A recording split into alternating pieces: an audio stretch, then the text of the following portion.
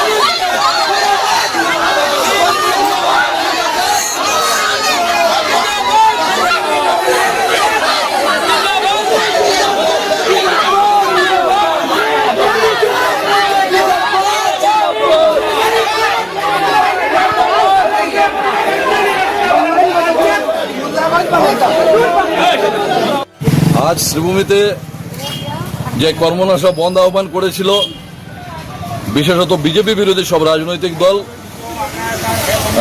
Communist party, Congress, SUCI, UDF সকলে মিলে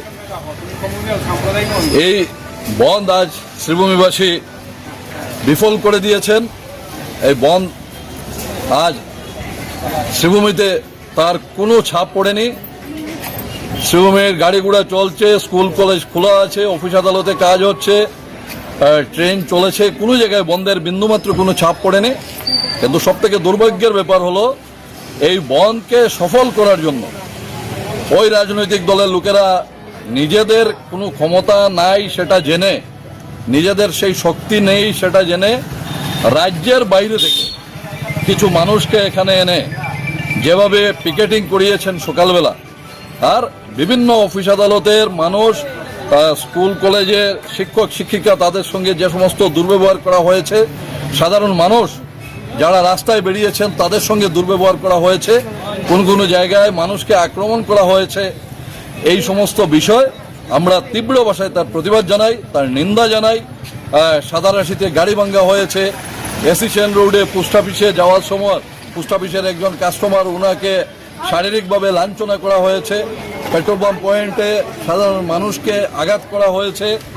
যেখানে ওনারা দেখেছেন সকাল দিকে, এখন তো আর সম্ভব হয়নি, সাধারণ মানুষ রাস্তায় বেরিয়েছেন, ওই সমস্ত মানুষরা মানুষকে আক্রমণ করেছে, কাউকে শারীরিকভাবে কেউ শারীরিকভাবে লাঞ্ছিত হয়েছে ওই সমস্ত রাজনৈতিক দলের ক্রিকেটারদের হাতে।